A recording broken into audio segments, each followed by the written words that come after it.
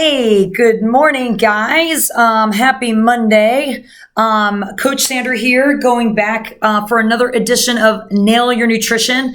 Today, we are going to focus on proteins and fats. We're going to do a nice deep dive on that. But before I get into all that, I did want to take a step back and just kind of, reassess where we're at right now in the whole process. So Nail Your Nutrition 7-week challenge of having you guys focusing on a savory breakfast, doing all the things to help stabilize our blood sugar levels, making sure that we start each meal with our veggie and prioritizing our protein to help, again, stabilize that blood sugar level. And then also kicking it up a notch, if we can, or as much as possible, doing a 10-minute walk after your meal, so postprandial. So that, again, we try and keep those blood sugar levels as stable as possible, and keep those energy levels as even as possible, which just, helps you to optimize on your overall health, optimize on your recovery, optimize on muscle build and all that good stuff. So, we challenged you guys with reading the labels. So I did want to hear back on how you're doing with all of that so far. Give me a thumbs up if we're still reading labels and how we're doing there. And guys, for those of you that have been, you should be seeing that it is very challenging to find foods that are considered clean or unprocessed. They literally put these bad oils, hydrogenated oils, soybean oil, vegetable oil, canola oil, all that stuff in so many of these different types of foods, as well as the added sugars. Even things that, on the front of the box or the front of the jar, it might say, this is healthy for you or helps lower cholesterol or whatever. And then when you actually go to read the ingredients, you're like, I don't even know what that ingredient is, or why is there 25 grams of added sugar in like an acai bowl or something like that, something that I thought was healthy for me. Anytime you see added sugars, that's not going to be good for you. Natural sugars, yes, totally fine. Eat, unlimited amounts of fruit if that's what your heart desires.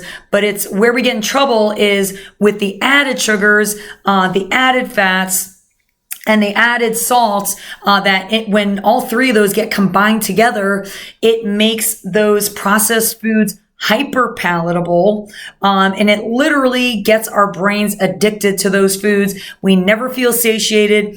When we eat those foods, we just want to keep having more. So think of something like potato chips or ice cream, things like that, where, you can't have just one and you want to keep eating more. And then it does give you that same dopamine hit, just like you would with some other drugs that some people get addicted to. It's that same feel good hit at the back of your brain that we get from those added sugars, that we get from alcohol. So, take control. Let's minimize on those processed foods so that we are in control of our cravings and in control of what we're putting our body and fueling ourselves properly. Because at the end of the day, guys, as much as, yes, we enjoy food from a cultural standpoint, we associate food with times of celebration. It is also, keep in mind that the primary purpose of food is that it is fuel. And as we all know, the more foods we can eat from Mother Nature, the more we're going to be optimizing our health and our energy levels and optimizing our body composition. Okay. So keep that in the back of your mind. And if we keep rinsing and repeating with the savory breakfast, with starting our meals with veggies and protein, it will take care of itself. Your hormones will know how to properly regulate with those cravings. It will properly regulate with your energy levels so that we don't have the munchies at nighttime because we've been either starving ourselves all day or on this blood sugar roller coaster throughout the day, because we're not loading up on veggies and protein like we should be. Okay, so we've got 3 weeks left. In addition to challenging you to reading the labels, step number 2 in this packet was to eliminate alcohol. So in the packet, and I know that the print is small, but I wanted you guys to be able to track all the things, to hold yourselves accountable. So when I say no alcohol, that's always going to be relative, right? So, you don't want to be on the bunny slope down here doing something that's too easy for you, because then you're not going to see change in a decent amount of time. But you also don't want to be on the black diamond to where you're overwhelmed and then you just end up folding right away. So when I say no alcohol, that's going to be relative to where you're at on your health and fitness journey. So if for you it's just not reasonable or practical to totally eliminate alcohol, then at least try and minimize to 2 drinks, ideally in one sitting, 1 time per week. That would be, somewhere between a bunny slope and a black diamond, if no alcohol is absolutely a black diamond for you right now. Okay. And then we layered on no added sugars. So again, if we're reading our labels, we should be seeing that, where the added sugars are, and trying to, as we replenish our pantries and things like that, that we're restocking with foods that don't have added sugars. So, and they do try and hide added sugars in everything, like tomato sauce, and things like that. They'll even say organic tomato sauce, and then it's organic cane sugar is like the second or third ingredient. Why? There's no need for that. Okay. So just continue to, as we replace, read the labels and avoid those added sugars. And again, that just help to support minimizing the cravings and keeping the blood sugars as stable as possible. This week, the new challenge with the remaining 3 weeks, I'm going to challenge you guys for this week to not eat more than 2 processed foods, which I think is very doable, guys. So just to review the definition of a processed food, that is going to be, just to keep it simple, but it can be a little bit up for debate. Try and find foods that have 5 or less ingredients in them. But with the caveat that if you actually understand all the ingredients and they are all within Mother Nature, I'll let you sneak that in as not a processed food. Okay. So there is like a chickpea, pasta that when you literally read the ingredients, it just says chickpea flour. So in my mind, I'm not going to consider that a processed food, because at least it is a whole ingredient. Granted, it has been processed a little bit, but I'm trying to give you guys some leeway so that at least you're picking the chickpea pasta over the white flour pasta that has been even more highly processed and going to be more hyper palatable and give you more issues down the road from a glycemic index standpoint. Okay. So only 2 processed foods per day. And again, you figure out that bunny slope versus black diamond of, what you consider a processed food. But again, always thinking to move the needle in the direction of, I know something like a Brussels sprout is a whole food. It's only got 1 ingredient. It doesn't come in a box. It actually doesn't even have an ingredient label on it. It's just straight up Mother Nature. Okay. So the more we can stick with just your pure versions of food from the earth or from an animal that feeds from the earth, the better off we're going to be. All right. So trying this week, just focus on 2 or less processed foods per day. Then next week, we're going to focus on 1 or less processed foods per day. And then the final week, which is, I think, it's meant to be the most challenging week. I'm going to challenge you guys to see if, and again, depending on where you're at with the bunny slope versus the black diamond, challenge you guys to 0 processed foods that last week. Okay. So we still have 3 weeks left. Do not take your foot off the gas. I'm over here at Palm Harbor right now. So the cash pot is up to $675 at Palm Harbor. The cash pot is up to $625 at Largo. That money is still up for grabs, and it's going to get split evenly 3 ways between your top body fat percentage loss, your top muscle mass gain, and your overall best transformation story as written by you with before and after pictures that you're going to want to submit before the end of the challenge. And it's going to get voted on by all the whole trainer team between both locations so that we can have it be like kind of unbiased, right? So do not take your eye off the prize. If you're not so much about like, what can I accomplish over these next 7 weeks? Impress us with your best transformation story. And you still have a shot at winning 1/3 of that pot per location. So give me a thumbs up if we're still on board. All right. I want to see it. I want to see the thumbs up. And then one other clarification, I'm challenging you guys to attend camp, tag us in your sweaty selfies. And then the question came up of, what are we supposed to do because we don't have camp on Sunday? Well, that's your opportunity to do whatever active recovery your heart pleases. So it could just be a long walk outside somewhere. It could be doing some yoga. It could be doing some meditation. It could just be some stretching, treating yourself to a massage, some self-care. You could treat yourself to a pedicure, but some way to, give love back to yourself in a kind of like a non-food oriented way that will help you feel rested and recover to come back to camp on Monday. All right. And I want you guys to hit that 250 goal. All right. So we want to try and achieve 250 camps before the end of 2023. So that's going to involve you guys coming to camp like it's your job. So you want to be coming to camp 5 times a week on average. And that actually does account for a 2-week vacation. Okay. So you can still, go out of town for Christmas or go out of town for Thanksgiving and still hit your 250 camps. But that's what I'm trying to encourage with you guys is I want to see more people hitting 250 camps this year, and it's totally doable. You just got to get outside of your comfort zone and make yourself committed to being consistent with your camps. All right. So on to the good stuff. I'm going to focus on protein first, primarily because, again, with Flex Your Fitness, you've got dual reasons why you want to focus on protein. Number one, it's going to help you with your nailing your nutrition focus, but it's also going to help with your Flex Your Fitness challenge.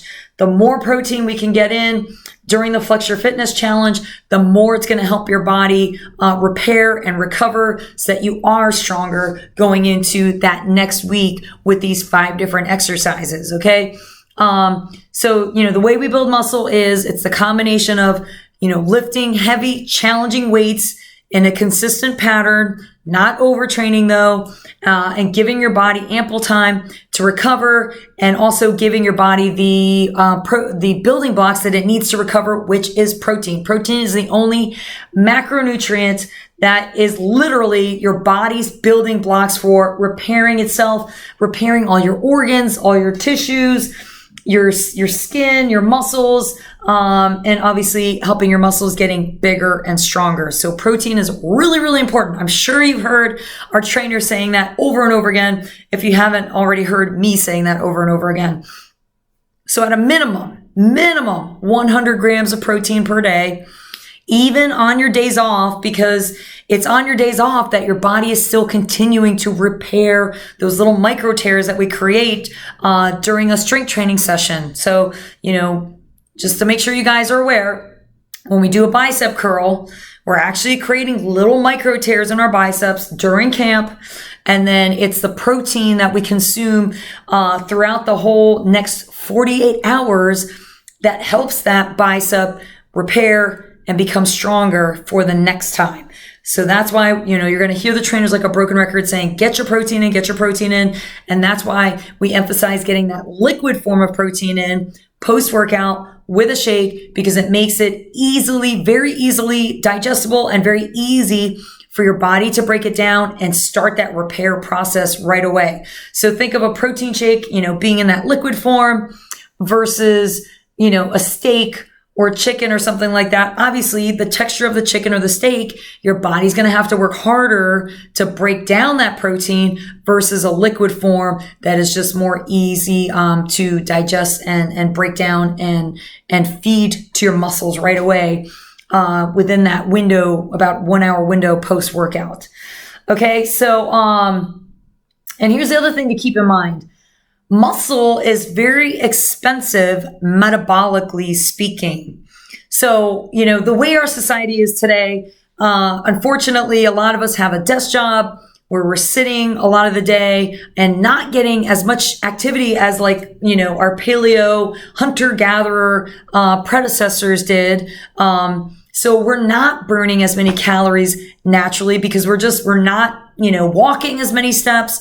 We're not having to hunt and forage for our food like our predecessors did. And we're more like sitting at a desk and being sedentary. So the ideal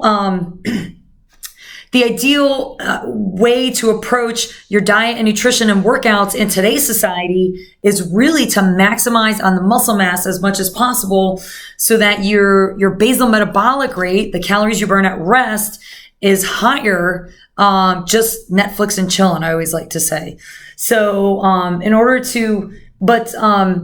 because it is so, basically your body, think of your muscles as little fat burners, right? So the more muscles we have, the more energy you're burning just at rest to keep those muscles where they're at and to not, to keep them alive, keep the muscle tissues alive and functioning. So when we start to approach a nutrition challenge or, try and change our nutrition to decrease our calories significantly or more than usual, if we go too low on our calories, if we're actually going lower than our basal metabolic rate, because muscle is so metabolically expensive, your body will start to catabolize the muscle along with the fat. Like, yes, you will lose some fat, but if you get to a point where you're going so low on your calories,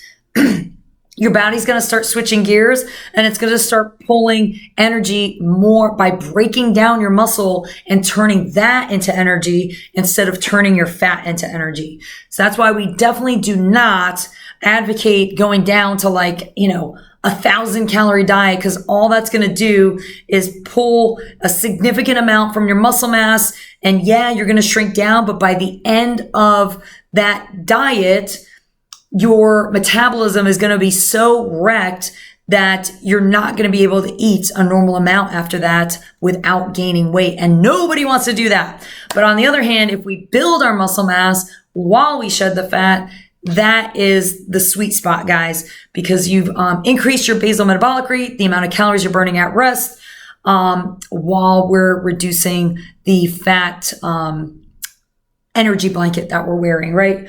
So you definitely have to find that sweet spot that works for you.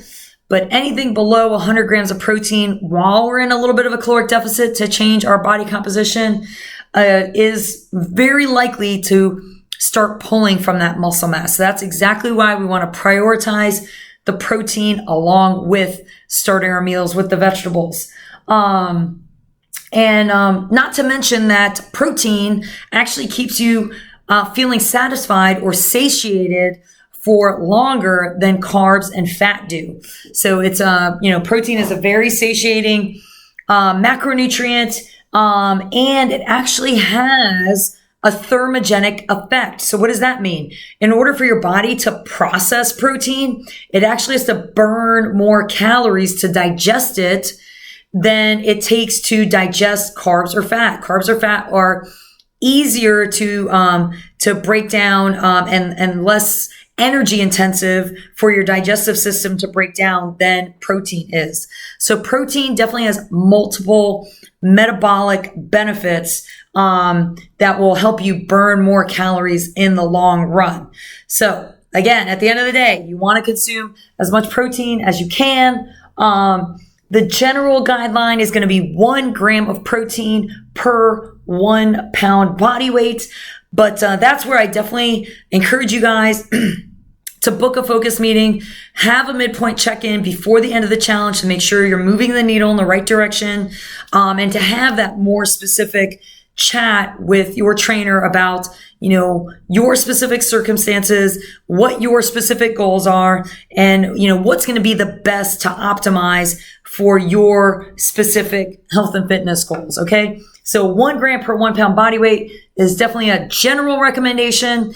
If you can do that, that's wonderful, but it's always going to depend on what your overall goal is. All right. So at minimum, I would say 100 grams of protein, up to 1 gram of protein per 1 pound body weight. But, it's not unheard of to go even higher than 1 gram of protein per 1 pound body weight. You can go 2 to 3 times higher, pending any limitations that your doctors might have told you, like if we have kidney issues or something like that, where you can only process a certain amount of protein per day. But outside of those kinds of restrictions, there's not really any concern about going too high on protein. You would have to consume 300 plus grams of protein before you even get close to, causing any kind of issues, unless you already know that you have a kidney issue. Okay. And you would know if you did. Your doctor would have told you by now if you did. So here's the other thing. And that's exactly why you always hear trainers and other people saying, if you're trying to lose weight, go on a high protein diet. It helps you retain, if not build your muscle mass while you're shedding the fat. It's more satisfying. It actually has a higher thermogenic effect. So again, multiple reasons why you want to make sure you're getting enough protein in there.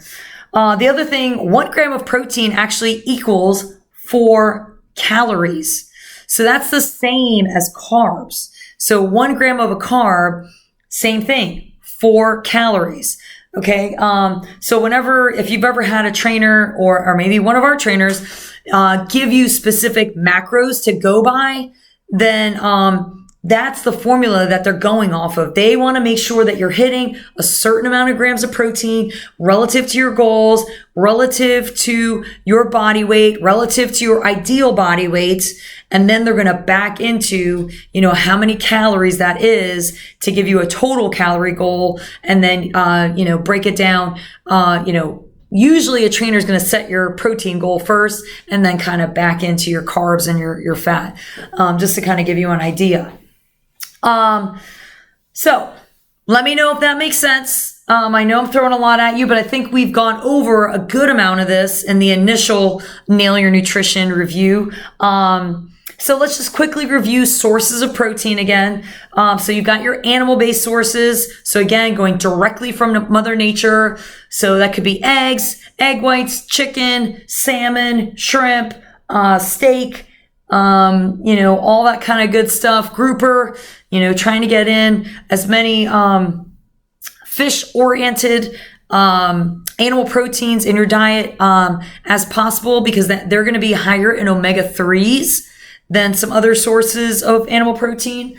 But of course, you do want to make sure that they're wild caught, not farm raised. And then even with your beef, you want to make sure that you're going for your high quality grass fed, organic. Same thing with chicken, go for organic, and trying to, minimize those antibiotics and other chemicals that non-organic meats might contain. Okay, because again, that's just going to be another toxin that if that animal is consuming that toxin, now when you eat that animal, you are now consuming that toxin as well. So the more we can minimize consuming those toxins, the better off we're going to be. So if we can, try as much as possible to eat the organic version of any of your animal proteins. But if we can't, then you can lean on like a chicken breast. You can get away with not necessarily doing organic, because just as with us, the toxins are going to be stored in the fat. So if we're getting a fatter cut of a chicken or a fattier cut of a steak or beef, then, it's going to be, toxins are going to be stored in the fat. But if you get something like a lean chicken breast, then you are going to minimize those toxins because there's not really any fat that you're consuming off of the chicken breast. Okay. So if you need to cut corners on going organic with the animal proteins, then, go with your leaner cuts of meat there. But it's not to say that your fattier cuts of meat aren't healthy for you as well. It is good to sprinkle in those other fattier cuts of meat, something like a steak. You're going to get multiple benefits. Your steak is going to be high in like B12 and your B vitamins. It's going to be high in iron and things like that. And when you complement it with vegetables like bell peppers that are high in vitamin C, then, fajitas, you get the magic potion of getting unlocking the iron that's in the beef with the vitamin C that you're getting from the bell peppers. So I love the fact that fajitas exist because they exactly complement each other from a micronutrient standpoint. So if you haven't had fajitas in a while, definitely make sure you load up on those, and it's going to be a good way to load up on your iron, especially for us women with our cycles and everything. It helps you replenish those iron levels. Okay. So it is good to maybe get a steak around, that special time. All right. So animal proteins, you've got proteins that you can get from dairy sources. So, you've got Greek yogurt, which is an excellent source of protein. You've got, cottage cheese, which is an excellent source of protein, milk, cheeses, but there's going to be different advantages to those different dairy sources, right? So there is this great debate on whether you use the full fat version of your dairy sources or the low fat version. Again, that's where I'm going to direct you to get with your trainer and do a focus meeting to talk through what makes the most sense for me based on my current goals, what my short-term goals are, what my long-term goals are. Just big picture, if we're in a phase of body recomposition with a shorter term goal, then I do think it's okay to go with your lower fat options. But from a lifestyle perspective, you do definitely want to sprinkle in the full fat versions, to, make sure that you're able to take advantage of the good micronutrients that are found in them. And then the fat that is in the full fat version helps your body absorb those micronutrients. So there's definitely not a good versus bad when it comes to full fat versus non-fat. It just depends on what your current goals are, to where, you might want to temporarily go the non-fat route. Or if you're looking for more hormonal balance and just overall lifestyle balance, then maybe you want to lean a little bit more towards the full fat versions. But that's all going to depend on how your body responds, and being cognizant of the fact of, do you have a tolerance for dairy? Some people don't, have an intolerance to dairy. I myself do. So, it would be challenging for me to do the full fat version. And as it is, I have to limit, my dairy overall. Okay. And then you've also got your plant-based. So, your plant-based sources, edamame, quinoa, any types of beans, things like that. You want to lean in on all the different sources of protein that are available to you, because as we all know, it's very challenging to hit on your protein goal. Okay.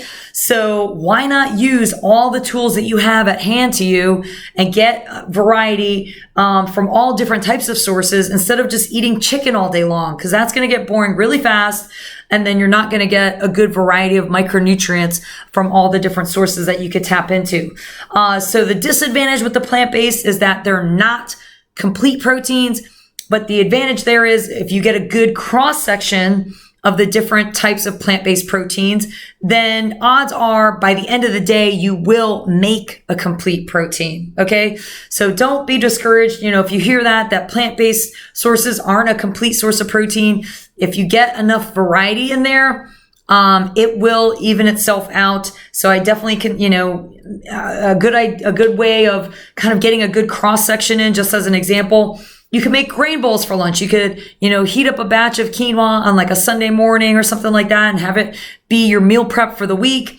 You can, heat up a batch of edamame. That's going to be another plant-based source of protein that's excellent, or some black beans or something like that. And then, still make your grilled chicken or grilled salmon, and then, just toss it together with a bunch of different veggies. And then, you're getting a good cross section of all different types of protein.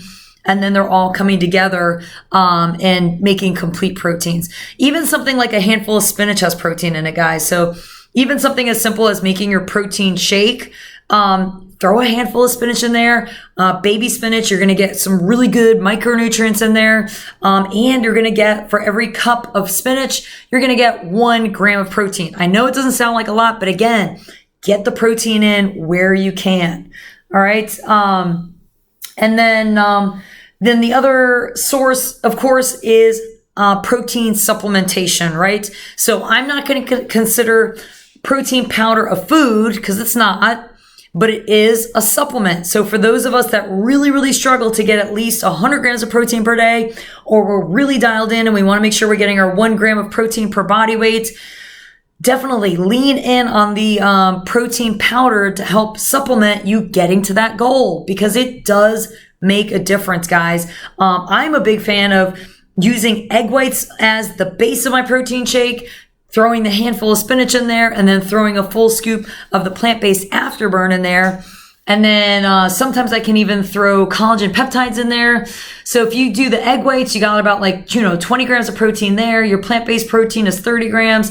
And then if you throw in the collagen peptides on top of it all, you're up to 68, 70 grams of protein, especially if you throw in a handful of spinach in one shot. So for me, that's half my protein goal right there in one shake. And for those of us that, where we're trying to always keep up with our hunger, if you substitute the almond milk or the water for egg whites, I think you're going to be really surprised at how satisfying that protein shake is by making the base of it egg whites. And, don't take eggs and crack them one by one. Just go to Costco or go to Sam's or go to Publix or wherever and get the cartons of the egg whites. It definitely makes it easier. All right. And then, just make sure you have protein at each meal. So again, savory breakfast, we're doing eggs, we're doing egg whites, we're doing chicken sausage, something to that effect. For your lunches, make a salad that's the rainbow of all the different vegetables. And then we top it with salmon or chicken or shrimp or something to that effect. But, shoot for having it be a full hand size amount if we can. If we can do that, that's going to get you to 40, maybe even 50 grams of protein in one sitting. All right. If we can't get to a full hand size amount, we can only get to a palm size amount. That's going to be more 25 grams, 20 to 25 grams of protein. So you don't have to get out the scale. Just use the palm of your hand as a general guideline so that at least we know we're getting close without spending a whole lot of extra time on measuring when we don't necessarily need to. Okay. But again, that's going to depend on how detailed your goals are. All right. So let me know if that makes sense. All right. I've been adding the Afterburn, doing the post-workout. I've been adding it to my coconut yogurt. I've been adding it to, it's going to sound weird, but rice cauliflower, and making almost a rice pudding out of it. Or just doing it straight up as a shake with the egg whites, post-workout on the weekends. And I'm finding it's very helpful to get that extra hit of a protein shake on the weekends, mixing it in with my coffee. And then it just kind of helps, fuel me through the rest of my day. All right. All right. So let's switch gears to fats. Don't avoid fats, guys. You definitely need fats. Your brain needs fats, for brain health purposes, and your body needs, fats to help you absorb all those great micronutrients from, the animal protein, from the vegetables. It helps you absorb, vitamin A, vitamin C, vitamin K. It helps you absorb vitamin D. It's got, it can potentially have, especially if you're talking animal proteins, obviously, again, your B vitamins and things like that. So you definitely need fats, and, think of fats as a catalyst. It's the vehicle that helps your body absorb all those wonderful micronutrients that you're getting from the proteins and the vegetables. Okay. So you definitely need fats. And fat does not make you fat. It's the overconsumption of calories, total calories, that makes you fat. Fat does not make you fat. But here is the difference. 1 gram of fat equals 9 calories. So again, earlier I said 1 gram of protein equals 4 calories. 1 gram of carbs equals 4 calories, but 1 gram of fat is 9 calories. So it's more than double the amount of calories per 1 gram. So for the same serving size, essentially, fat will be higher in calories. So that's why there's that association of fat makes you fat, but it's not true. You just have to make sure that you consume your fat in moderation. A little fat goes a long way. So you definitely don't want to overconsume on your fat, because that is an easy way to overdo it on your total calories. But you do still definitely want to incorporate fat into your daily diet. All right. Think like a thumb's worth. So let's say, I don't know, you're making, well, avocado is a little bit of a hybrid because it's like a vegetable and a fat too. But, think about a thumb's worth of like olive oil, coconut oil, butter, things like that. That's going to be your serving size for every meal. Okay. And again, so just assume like 1 tablespoon of whatever fat. And we might have different sources of fat, but think of, your, main source of fat being like about a thumb's worth per each meal. And that should keep you on the safe side. Our healthy fats are going to be avocado, coconut oil, olive oil, fattier cuts of meat, nuts, and seeds. But there's going to be a caveat there. So, I did mention that something like a steak can be healthy for you because of the iron content in there, the B vitamins that are in there.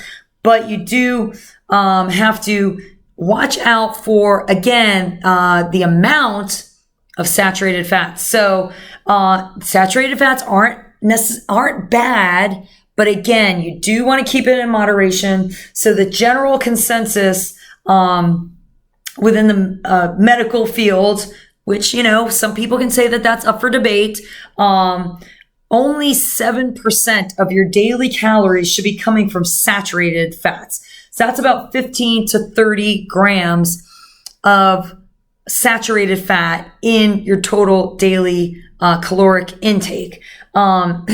So for a woman, she should be more like 15 to 20. For a man, more like 25 to 30. So your saturated forms of fat are going to be those fats that stay solid at room temperature. So think things like coconut oil, butter, and then this would include trans fat as well. But honestly, for the most part, we don't really have to worry about trans fat. Trans fat you're going to find in your processed foods like cakes and candies and stuff like that.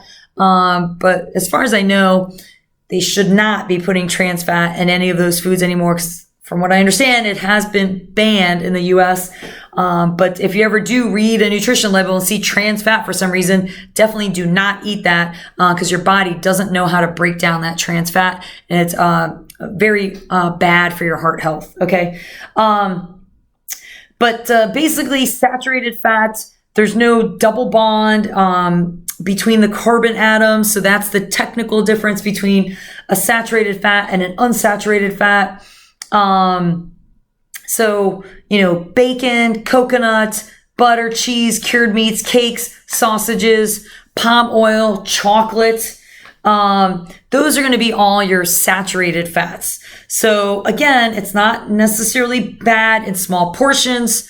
You just want to make sure that the majority of your diet is not, consumed of these saturated fats. A little goes a long way with your saturated fats. All right, guys, your unsaturated fats, that's going to be your fats that are naturally in a liquid form at room temperature. So think olive oil, things like that. And, your seeds and nuts are also going to be unsaturated. And that's, the unsaturated fats are the ones that have the double bonds in between carbon atoms. So from a molecular standpoint, that's the difference there. And let me just talk about the genetics here, guys. So, there is, has anyone heard of the, is it called the Blue Ocean? Anyway, there's a book that says like people's genetic backgrounds are kind of dictated by where their ancestors came from. So the thought is that certain backgrounds or ethnic cultures can handle saturated fats differently from unsaturated fats. I will say for myself, I can just tell that my body thrives better when I lean in on your olive oils and coconut oils and things like that, and less on your butters and bacon and things like that. I just find that my energy levels are better, and just overall feel better when I lean in on more like your olive oils instead of your your more saturated fats. Okay. And then, as far as healthy fats versus unhealthy fats, you definitely want to steer away from your canola oil, your vegetable oil, and lean in more on like your olive oil. I know that there's some discussion on the smoke point, for those of us that start to go down the rabbit hole with cooking with these different oils. Avocado oil has a higher smoke point than like an avocado oil or, an olive oil. So, but now there is some research that is showing that is kind of like debunked, and that you can use like your virgin olive oil for cooking and it doesn't matter. Just the way that your body digests the food. Now they're saying it is okay to cook with olive oil, and you don't necessarily have to cook with like coconut oil or butter because of the smoke point, for those of you that might have heard that in the past. And all the smoke point is the point where like it becomes more unstable because the temperature is higher. So avocado, can stay stable at a higher temperature.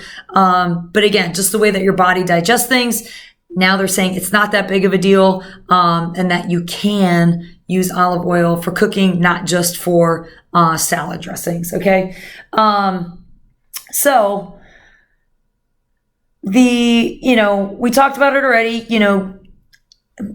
everyone, again, you might have had different discussions with your doctors, so I don't want to override what discussions you've had with your doctors, but if we have blood pressure issues, things like that.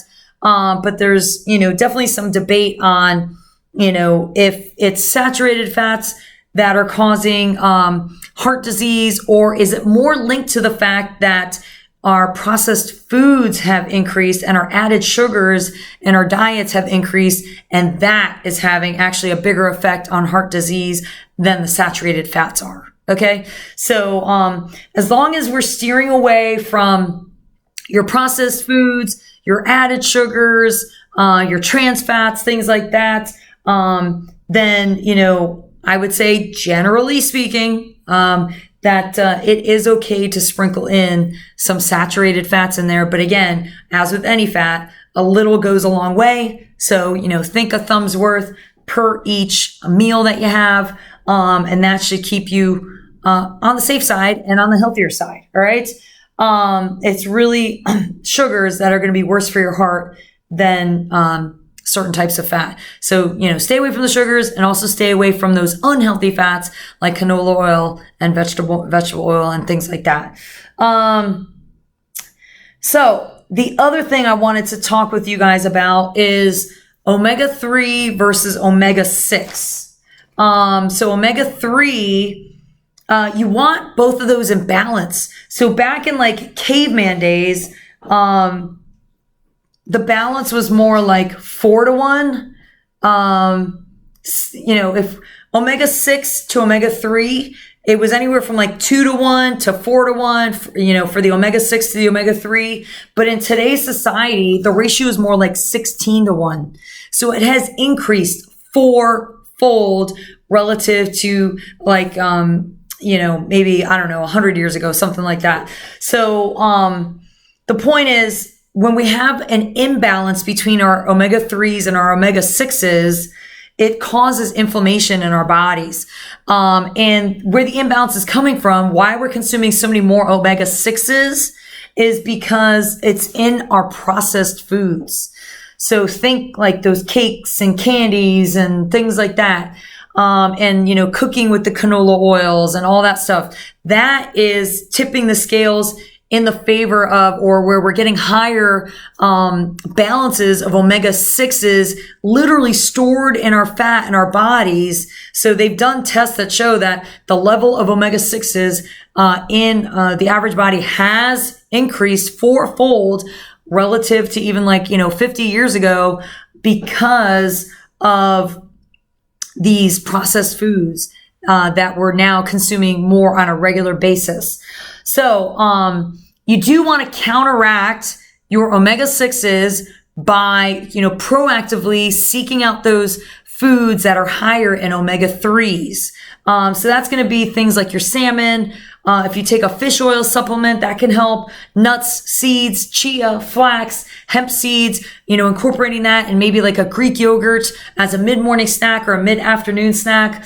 All of those things have a higher concentration of omega-6s, omega-3s than omega-6s. And salmon, I believe, is pretty much just all omega-3s. So if you can get a good wild-caught salmon into the mix, like at least once a week, that's going to be, a good way to counteract those omega-6s.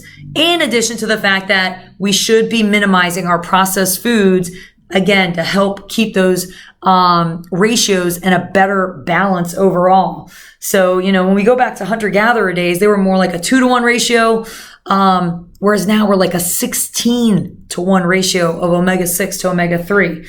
So we got to take out the best ways to do that. So don't think that you can just automatically, if we eat the processed foods that are high in omega-6s, let me just drink a gallon of olive oil or eat a bunch of salmon to offset it.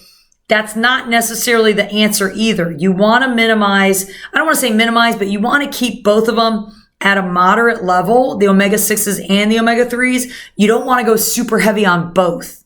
Okay. So don't think that you can, out salmon a bad diet to offset your omega-6s with more omega-3s.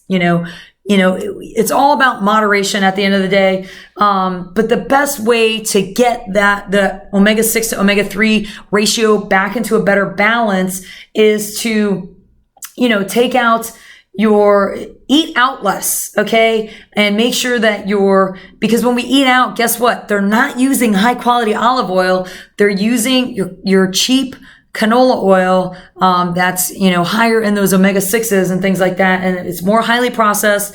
They're using the soybean oil. They're using the vegetable oil. They're using the cheap stuff, that's not necessarily good for your heart. So the more you can cook your own foods with the coconut oil, with the olive oil, the better off you're going to be. And decreasing those, inflammatory factors and, just leaning in on the salmon and the healthy sources of omega-3s as well. So again, at the end of the day, what's the focus this week? No more than 2 processed foods per day. And what's the best thing for your heart health? With it being Heart Month, it's going to be limiting your processed foods so that we have a better balance of our omega-6s to omega-3s. And it's going to be that combo of fats, salt, and sugar that make these processed foods so hyperpalatable. Remember, guys, I said it in the beginning, these food manufacturers spend billions of dollars, if not trillions of dollars, in finding ways to find that perfect combo of synthetic ingredients in combination with added sugars and unhealthy fats that make these hyperpalatable foods addictive so that you're never satisfied and you're always coming back for more. So, get away from that kind of stuff and lean in on Mother Nature. Mother Nature is on our side. The more we eat things from the earth or from an animal that eats from the earth, the better off we're going to be, and we're not going to get addicted to these foods that aren't healthy for us. And I use foods in quotations. Those aren't real foods, those hyperpalatable manufactured foods. Okay, so let's stay away from the processed foods. We've got 3 weeks left. You guys are doing a great job. Every focus meeting that I'm hearing on, I'm seeing muscle mass going up, fat mass going down, body fat percentages going down. So the competition is fierce, guys. You do not want to take your foot off the gas. You want to keep going. And if you have not done your midpoint check-in yet, please do so. I want to continue to see these positive stories, and I want to make sure that you guys are doing the right combinations of things so that you can maximize on your results before the end of this challenge. 3 weeks and counting, guys. Let's make it happen. All right. I'm proud of you, and let's get 2 claps on 2. Ready? 1, 2. All right. I'll see you guys soon at camp. Athletic conditioning if you haven't made it in, and leg day tomorrow. All right. Bye.